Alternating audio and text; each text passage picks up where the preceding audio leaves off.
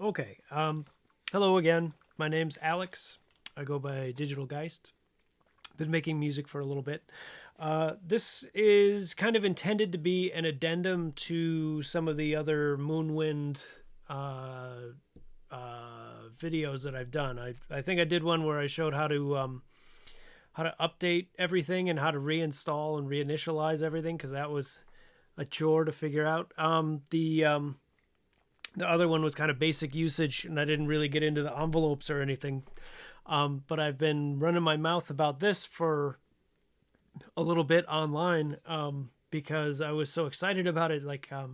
This here is an Electra One MkII, and what makes this special, why I'm showing this in conjunction with another video that I'm shooting from a different angle that's pointing directly at the Moonwind, is because I think that this MIDI controller is pretty interesting. I guess I'd make a case for it. The thing is, like, I'm not paid by these guys or anything like that. Somebody mentioned this online, and I did a little research. And wow, I mean, like, what a cool controller this is. I think it was mentioned in Sound on Sound. That's where it was. I read about it in Sound on Sound, and then visited their forum, took a look, and then decided to take the plunge with one of the batches. This thing rules.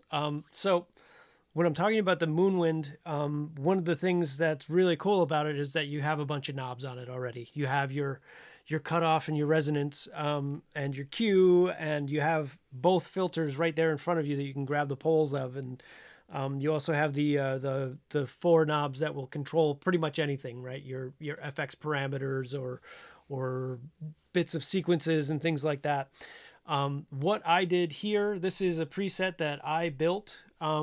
This preset meaning the MIDI controls, right? It's not, it's not that exciting. I'm not coding anything or anything like that, though you can code with the Electra One. It's not, that is not for me, at least not for yet. I think it's Lua scripts you can do, tell it to do certain things. And I think that may mostly be for VST plugins, but don't quote me on that. Anyways, so looking at this, what I've done here is this is a visual representation of everything that has a MIDI CC within the Jomox Moonwind MkII. So the thing is, like, when you're looking at it on the main screen, it will show you what your LFO shape is, right? So I'm getting ahead of myself here, though. This has 12 knobs. These are all capacitive. So if you see I touch one of them, you see a little white show up underneath.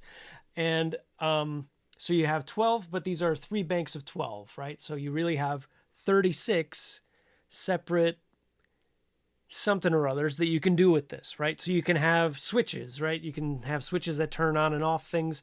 You can have, this only has what is it? The envelopes, left and right envelope, plus and minus. It doesn't have like the envelope that you can draw, but if I had an ADSR here, it would, if I held my finger down, it would show you the ADSR, and you could move each individual if you had it mapped through their software. By their software, I mean it's really just a web page. So it's kind of there's a forum attached, but the web page is definitely like, there's MIDI that comes in and out through Chrome.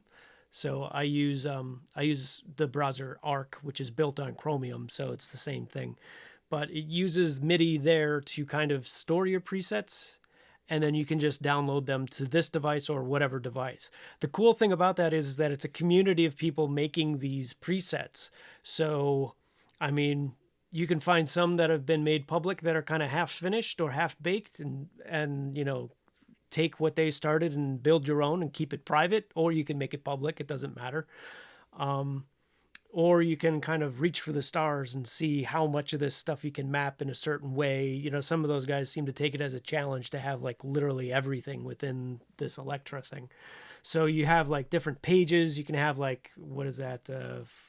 1, 2, 3, 4, 5, 6. You can have 12 pages apparently, and then there's also like these presets, which are kind of load a bank of whatever. But with with this. And also, like, as you can see, if I hit combinations of these buttons over here on the right, I'm kind of navigating a menu here that's showing me these are all the presets that I've created in here. I have effects and instruments.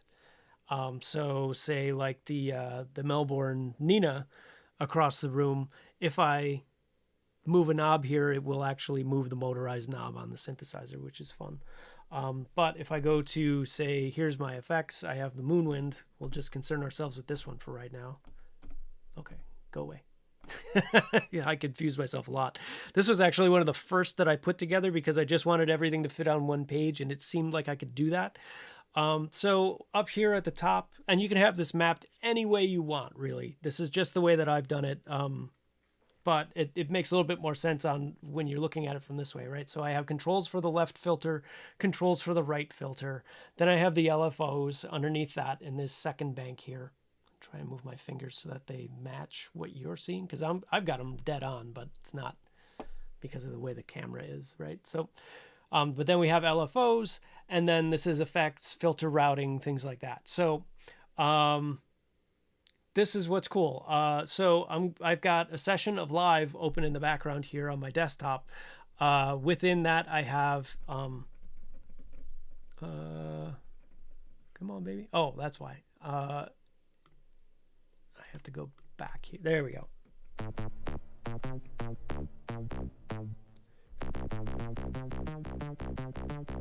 Kind of an acidic little patch here. Right?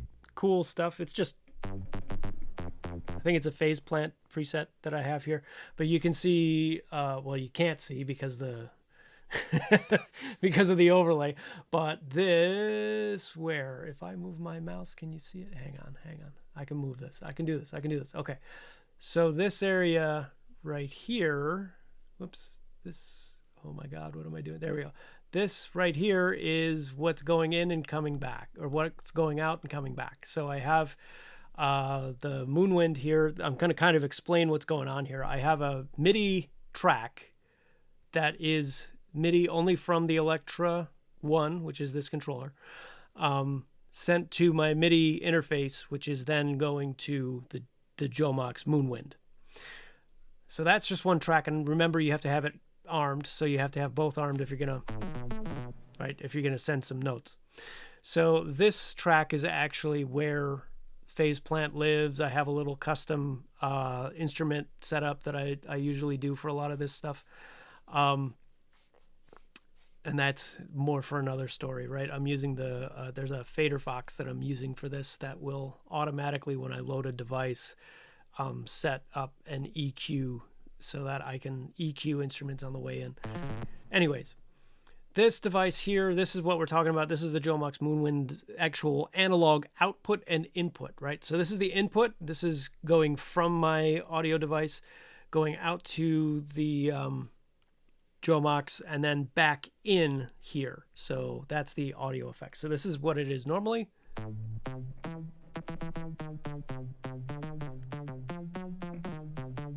And this is with the Jomox.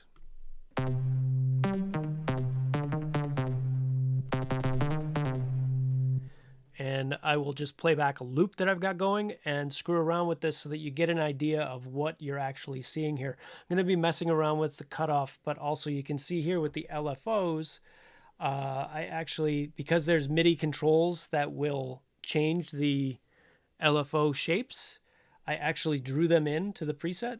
And there's a ton. I think there's like 60 or something like that. As you can see, like as I keep going, they get weirder and weirder.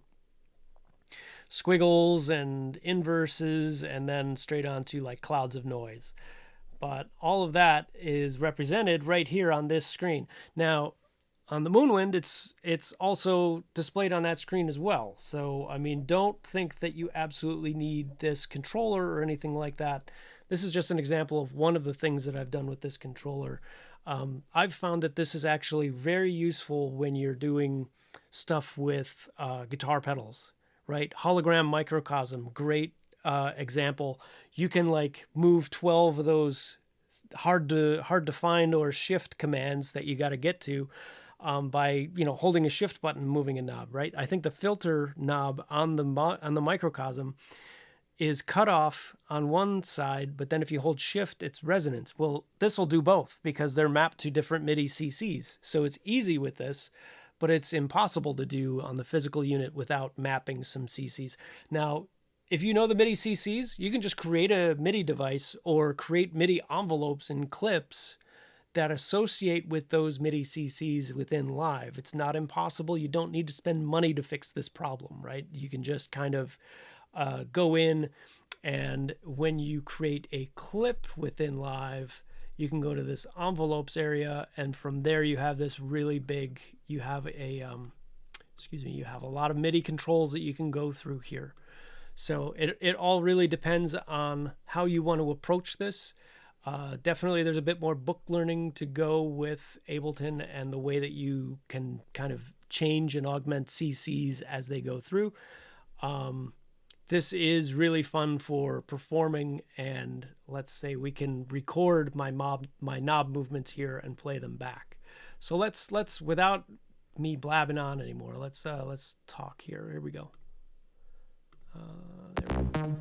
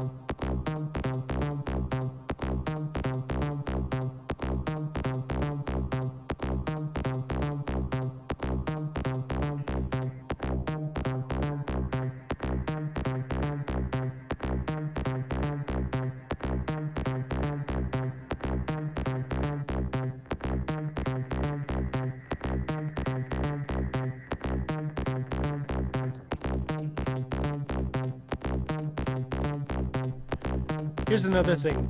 This says that it's stereo delay. I don't hear too much stereo play here.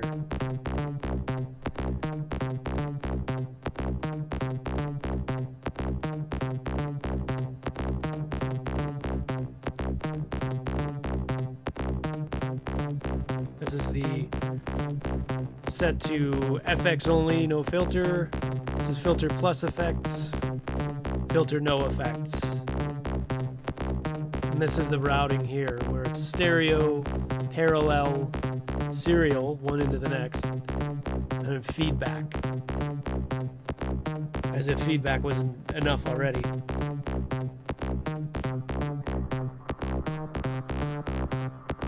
You can tell some of these aren't doing anything. I have to check to make sure that, because this should be really squealing right now, right? I have the resonance in the Q.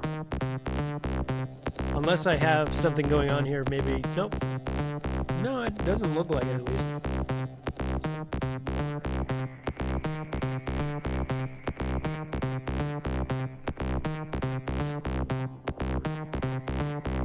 All right, so there it is. That's the feedback. Kind of self-oscillation territory there. So what else we got here? I think that's pretty much all that I wanted to show you. It takes so long to get these videos done. I have to kind of rearrange my whole studio to show you folks what I'm actually doing here. But I think that that's kind of like a really cool thing to do. Like if we, let's see if I,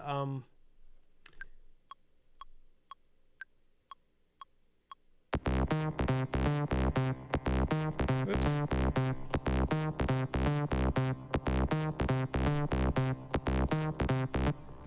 All right, so I just think I recorded some MIDI here. Let's take a look. There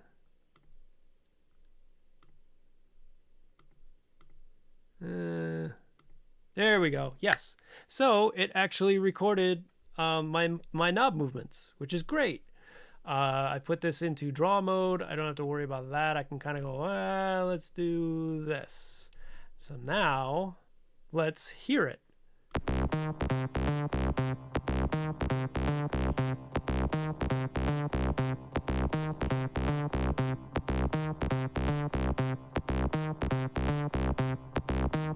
I think that's pretty wild. I think that's really cool. Now, of course, like this is just, you know, whatever the CC was. Again, you don't need to spend money on something like this. You don't. But if you're savvy with this, you can just draw your own envelopes in here as long as you know what the CCs are. This is just a great visual representation of what is going on across the room, right? So if you didn't have the desk space like myself, or if you have your stuff kind of set in an area where you know you're going to have your effects, this could be a good solution to have everything mapped, and then whatever, you can bring your presets anywhere, right? That way, if my buddy has the Jomox, I can just bring this with me, and it'll have this actually will download. So if you don't have internet access, it actually uploads from the Electra site into the device. What else? If you hold your finger down on one of these, right, you can get a lot better control, right? So you don't have to worry about like, keep hitting the wrong note. If you really want to nail it, like this one's the shape, right? These are the shapes that I drew for the LFOs. If I really want to get to one that's my favorite, I can just kind of go all the way down here. If I don't want it, I'll just tap off someplace else. The graphic is a lot cooler when you have like a, what do you call it? When you have the, what am I blanking on? Oh, when you have the ADSR envelope, that's what looks cool. But also I drew these filter shapes, gave them the names, so in case my drawing sucks, I can at least read. And let's see here. Yeah, that was the LFO shapes, and this is a MIDI list. This is a list of each one of these effects, and thankfully the Jomox folks put those in there as a MIDI selectable kind of thing. I mean, this is really cool. They could have not done that, and then you have to be at the device, which I believe there's also ways that you can access the sequencer, but that just kind of gets into different territory. If I'm using the sequencer, I want to be hands-on right in front of it, right? I want to be able to see, because there's a lot of different commands there anyways. It gives you that feedback in the screen. Anyways, I said I was going to do a short video on this, and I think it's been like an hour. Anyways, I'm Alex. I go by Digital Geist. Hopefully I'll see you online. Take care.